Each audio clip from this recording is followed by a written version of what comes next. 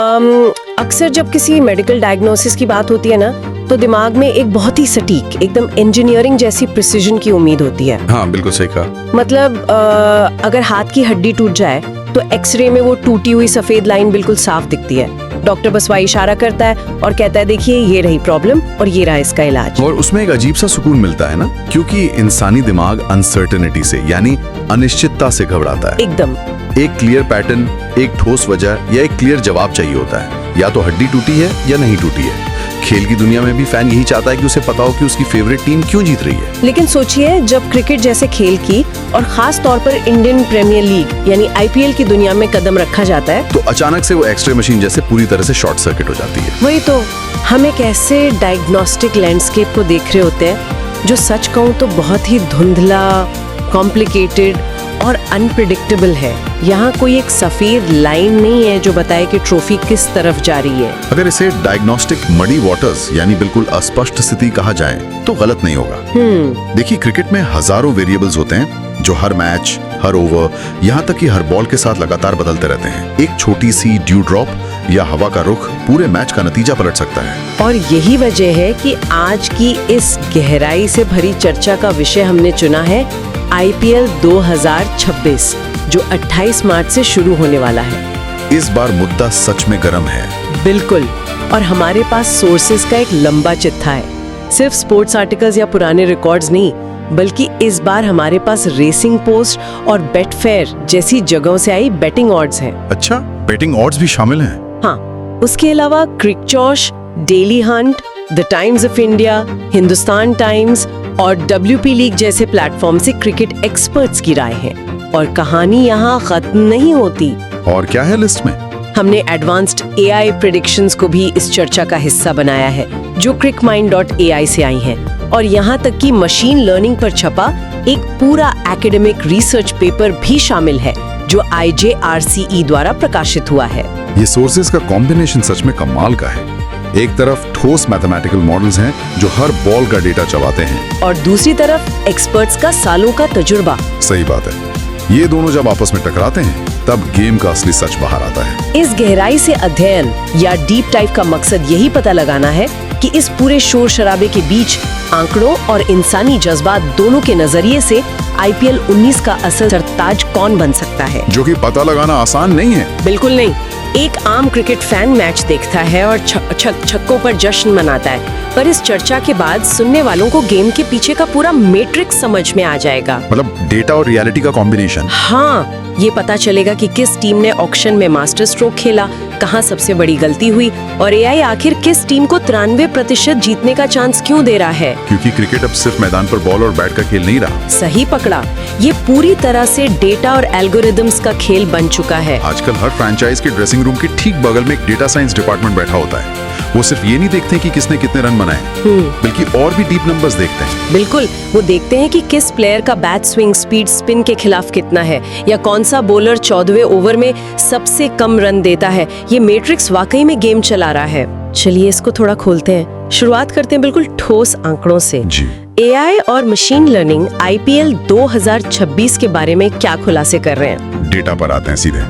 crickmind.ai का जो advanced prediction model है, उसने पिछले सारे सीजन्स और हाल ही के फॉर्म का डेटा प्रोसेस करके 4 ऐसी टीम्स बताई हैं जो प्लेऑफ्स के लिए लगभग तय मानी जा रही हैं। और वो 4 टीम्स कौन सी हैं? प्रोबेबिलिटी के हिसाब से Gujarat Titans 93%, Mumbai Indians 91%, Chennai super Kings 87% और रॉयल चैलेंजर्स बेंगलुरु 74%। 93 और 91, ये नंबर्स तो बहुत हाई हैं। मुझे भी सबसे ज्यादा हैरानी GT और MI के इतने हाई परसेंटेजेस पर हुई। जी। एक तरफ GT लगातार कंसिस्टेंट है, पर MI का केस बड़ा अजीब है। देखिए, मुंबई इंडियंस सबसे ज्यादा आईपीएल मैच यानी 151 मैचेस जीतने वाली टीम है। हाँ, वो तो है। लेकिन क्रिक माइंड की रिपोर्ट में जो डिटेल है, वो उनकी इस 91% प्रोबेबिलिटी के पीछे का एक बहुत बड़ा रिस्क फैक्टर उजागर करती है। एग्जैक्टली। हाँ, मैंने वो पढ़ा।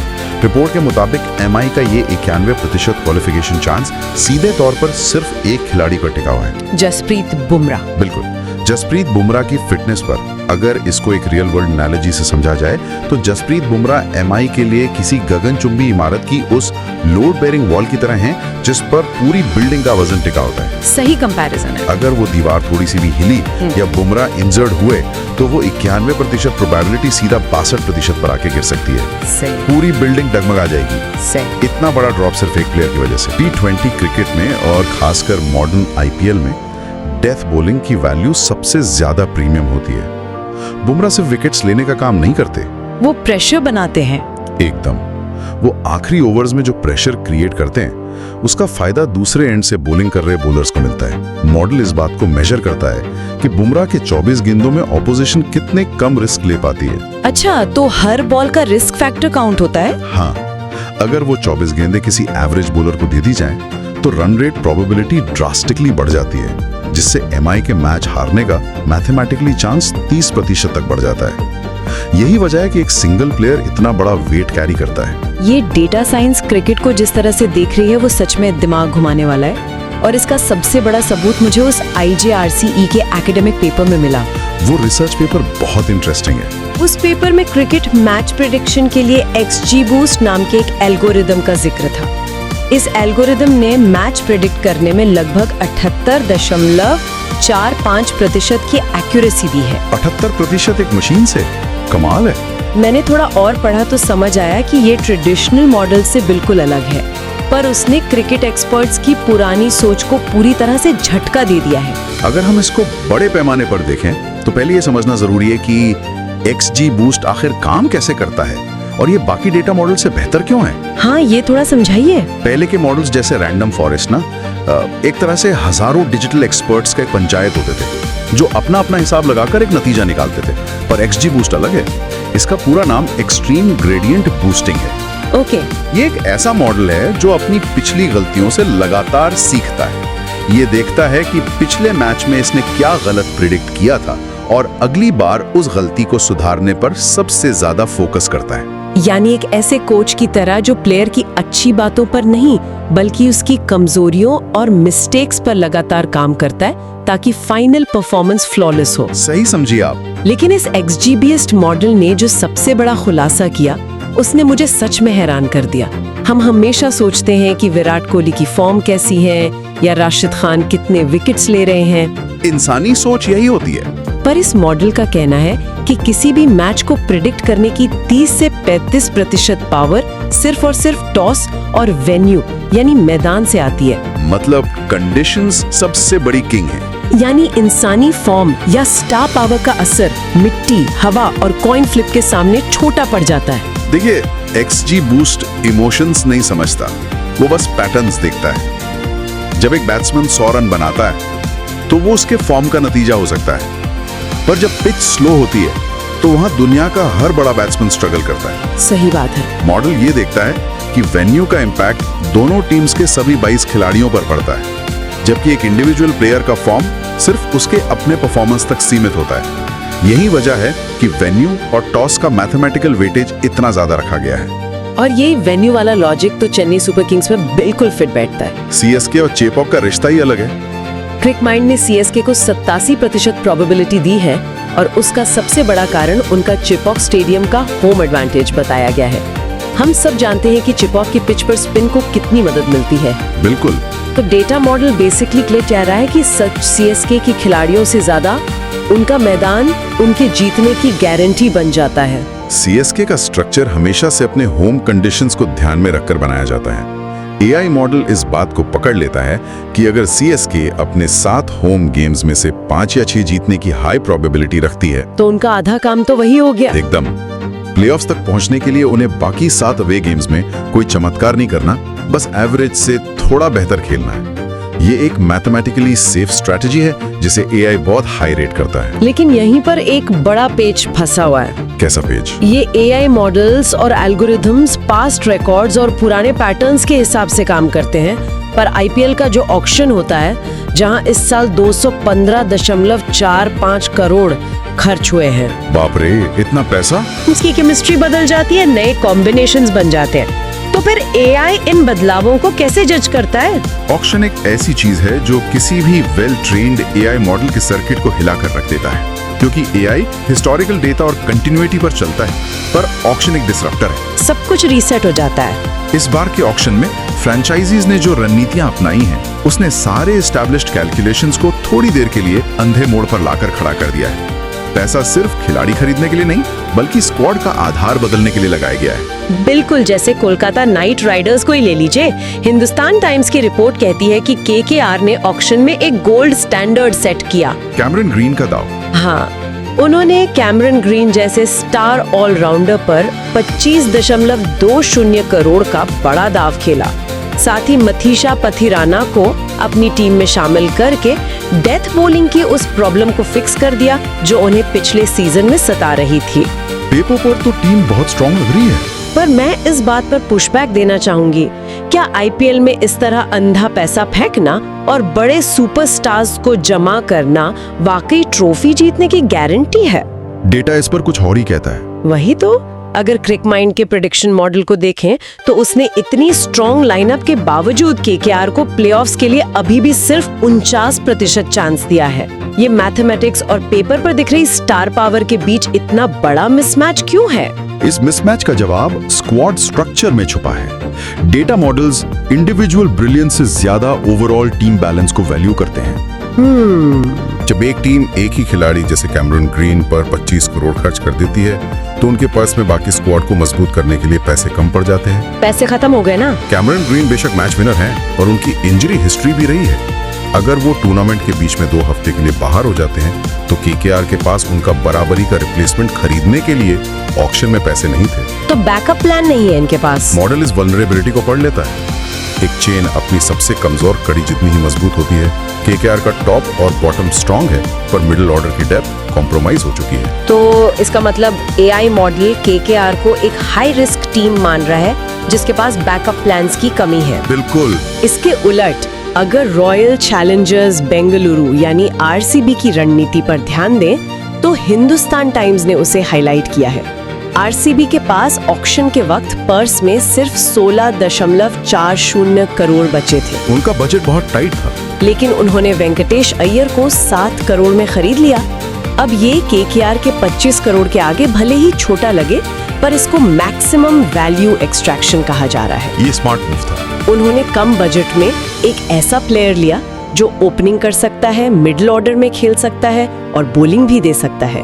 उन्होंने स्टार पावर के बजाय जरूरत और बैलेंस को चुना। यही वो वैल्यू है जो एआई को पसंद आती है। आरसीबी की ये खरीद उनके स्क्वाड की फ्लेक्सिबिलिटी को बढ़ाती है, बिना उन्हें फाइनेंशियली क्रिपल किए। और इसके बिल्कुल ऑपोजिट एक मूव था। कौन सा? दूसरी तरफ थोड़ा अजीब कदम चेन्नई सुपर किंग्स ने उठाया। सीएसके, जिसे हमेशा से अपने अनुभवी यानी एक्सपीरियंस्ड प्लेयर्स के लिए जाना जाता था, उन्होंने अपनी बरसों पुरानी रणनीति को एकदम से बदलकर एक बहुत बड़ा गैम्बल खेला है। हाँ, ये सीएसके वाला मुद्दा वाकई चौंकाने वाला था।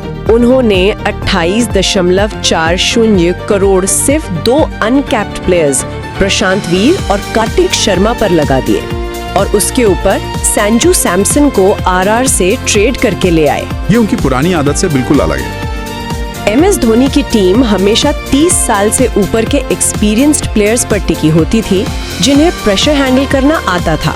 पर अब उन्होंने एक नया टॉप ऑर्डर, एक नई अग्रेसिव फिलॉसफी अपना ली है, जिसका डेटा ही अवेलेबल नहीं है। एआई के लिए ये बहुत बड़ा ब्लाइंड स्पॉट होगा, क्योंकि इन अनकैप्ड प्लेयर्स का आईपीएल प्रेशर में कैसा डेटा बनेगा, ये किसी को नहीं पता। देखिए, सीएसके ने इस बार प्रेजेंट से ज्यादा फ्यूचर पर बेट किया है।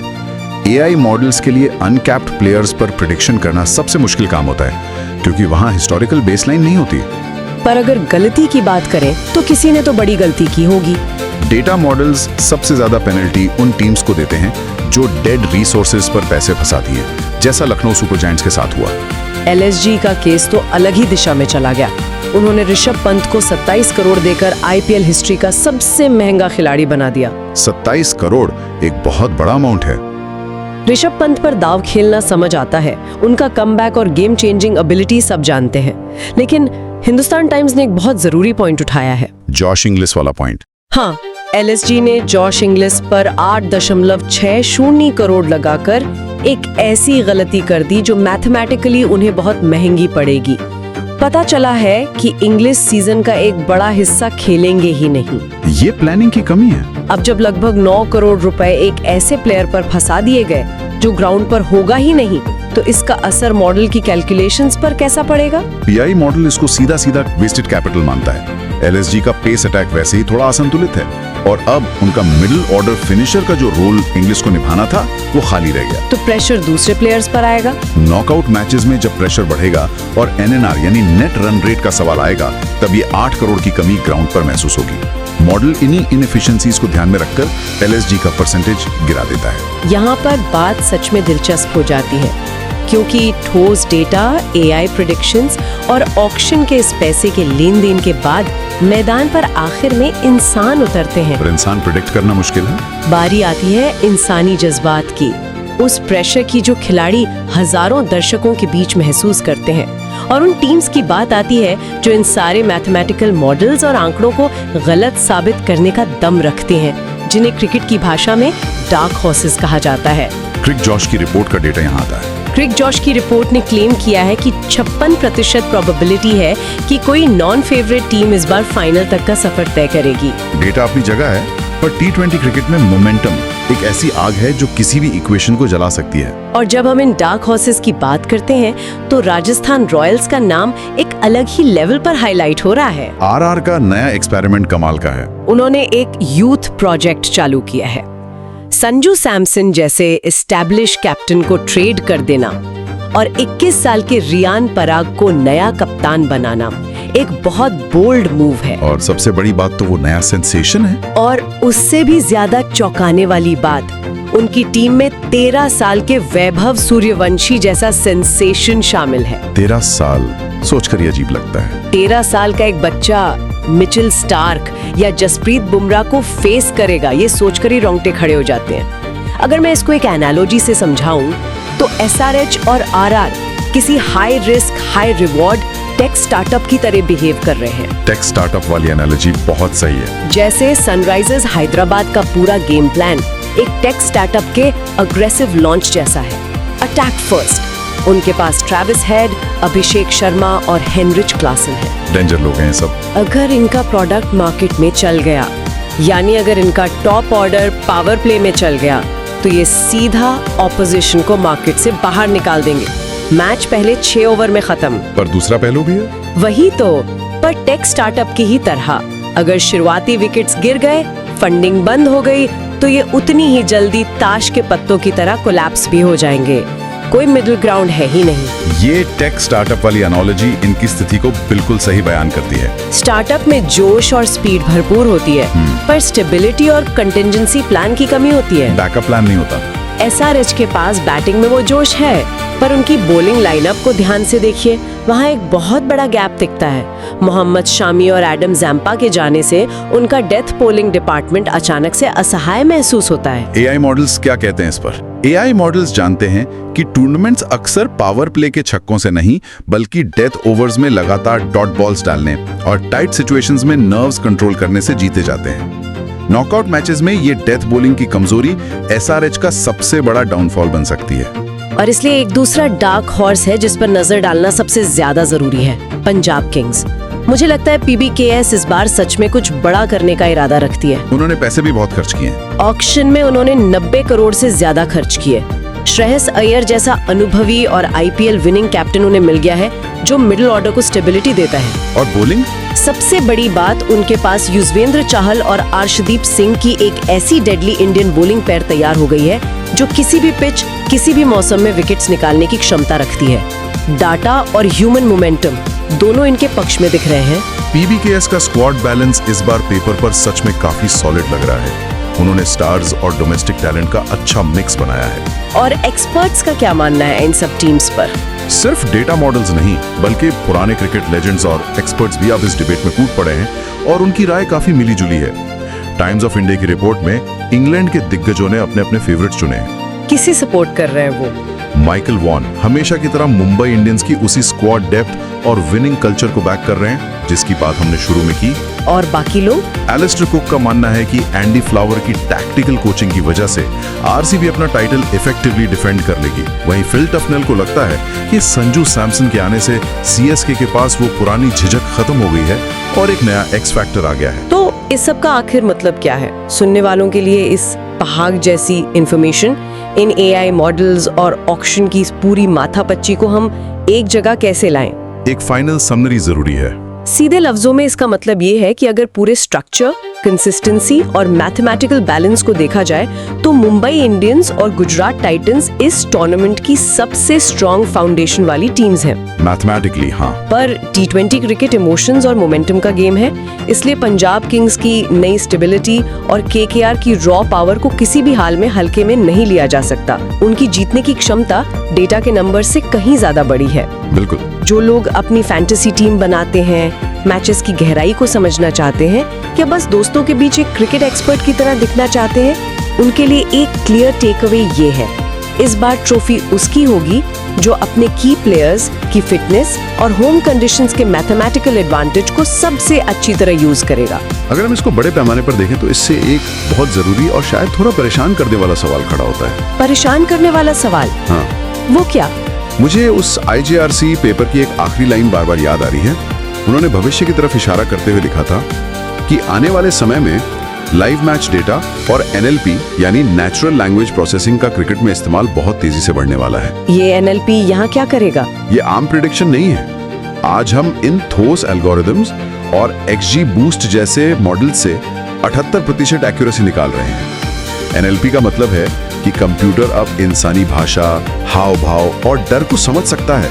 मतलब वो प्लेयर्स की फीलिंग्स भी पढ़ लेंगे। सोचिए, अगर कल कोई AI मॉडल इतना एडवांस हो जाए कि वो लाइव मैच के दौरान मैदान पर खड़े प्लेयर की बॉडी लैंग्वेज रीड कर रहा हो, ट्विटर पर चल रहे फैंस के टेंशन को एनालाइज कर रहा हो, मौसम के हर सेकंड के बदलाव को ट्रैक कर रहा हो, वाह, और ये सब मिलाकर 99% एक्यूरेसी से स्क्रीन पर लिख दे कि आने वाली अगली बॉल पर क्या होने वाला है, तो उसका नतीजा क्या होगा? बाप रे, 99% एक्यूरेसी!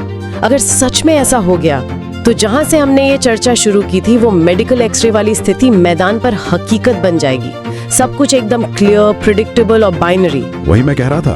पर तब एक क्रिकेट फैन होने के नाते मेरे जहन में ये सवाल आता है, क्या उसके बाद उस क्रिकेट मैच को देखने का वो असली मजा बाकी रहेगा? वो जो पेट में बटरफ्लाईज उड़ती हैं आखिरी ओवर में, जब धोनी स्ट्राइक पर होते हैं या बुमराह रन अप लेते हैं, वो सस्पेंस, क्या वो सब जिंदा रहेगा?